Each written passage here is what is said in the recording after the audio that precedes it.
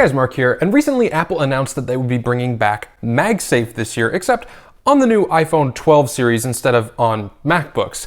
And my first reaction to this was, that's kind of cool. But I've been mulling it over in my head since the event, and I think the reappearance of MagSafe has a much more significant impact on the future of iPhones than we might initially think. So in case you missed the event or there's some confusion somewhere, MagSafe is a new feature that Apple is bringing to the iPhone 12 lineup that has a couple of different uses.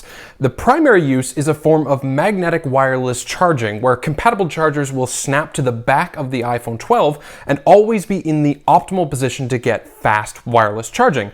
It's effectively the same sort of thing that the Apple Watch has now. It kind of just snaps to the back of the phone. It's not going to be a super fast charger at only 15 watts, but it is twice as fast as the iPhone 12's 7.5 watt regular Qi standard wireless charging. Obviously, to do this, the iPhone 12 has both a wireless charging coil and a magnet array surrounding it so that these chargers can easily snap on. But what about cases? Will it work through a case? Well, that's where the secondary use of MagSafe comes in. Apple has also designed a whole bunch of new accessories for the iPhone 12 other than the MagSafe charger, including cases with screen covers, and wallets. I have a feeling that MagSafe won't snap onto the phone through a non-Apple branded thicker case, but these new cases have magnets built into them to bypass that issue. I have no idea whether or not their cases will hamper the speed of wireless charging, since the coil is technically farther away from the charger, but that's just something I'll have to test out when I get my hands on the new phones on October 23rd. Either way, this is a textbook Apple move. They just created a multi-billion-dollar accessory ecosystem by adding a magnet to the back of the iPhone 12 that probably cost them pennies to produce. It's a brilliant business decision on its own, but I think MagSafe has a hidden agenda, one that you might call a little more sinister in nature. Remember earlier this year when a bunch of reports came out that the next iPhones could have no Lightning port for charging or accessories? As in, iPhones in the future won't have any ports whatsoever? Yeah, the appearance of MagSafe just made that like 10 times more believable. One of the points that they brought up in the keynote is that they wanted to make the experience of wireless charging better. One of the main pain points of wireless charging has always been that you need to take your phone and make sure you put it directly on the charger properly in the right position so that it gets the optimal charging speed. The magnets with the new MagSafe charging method do solve that issue, so it seems like Apple is trying to perfect the user experience of wireless charging. Why? Could it be because they want to do away with ports entirely? That's a definite possibility.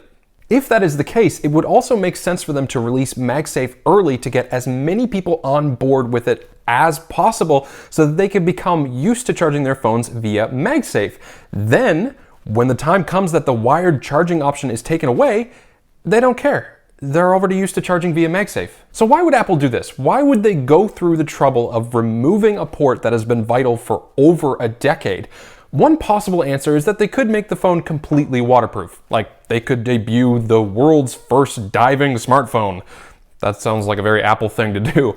In all likelihood, it's probably because they want to sell you more accessories. Just like when Apple removed the headphone jack to push sales of their wireless headphones, they could remove the Lightning port to push sales of their MagSafe cases, wallets, and whatever other accessories they come up with in the future. Removing the Lightning port could also have other benefits though. If you look at the internals of an iPhone, the Lightning port and all of the components necessary to make it work do take up a fair amount of space, so if they remove it, they could have extra space for something like a larger battery. They could also totally just do an Apple thing and make the phone like 15% thinner. Who knows? To be completely clear, I'm not saying that this is going to happen, but these rumors of a crazy new iPhone with no charging port just got so much more believable with that reappearance of MagSafe. I would almost bet on it at this point. Like, it's entirely possible that the iPhone 12 lineup are the last iPhones with a charging port. Crazy times, man. In any case, I have pre-ordered both the iPhone 12 and the iPhone 12 Pro for testing, and those will be in on October 23rd. So if you're interested in checking out those phones with me, maybe hit subscribe to be notified when those videos drop. And if you like this video, hit that like button to support my channel. And as always, have a great day.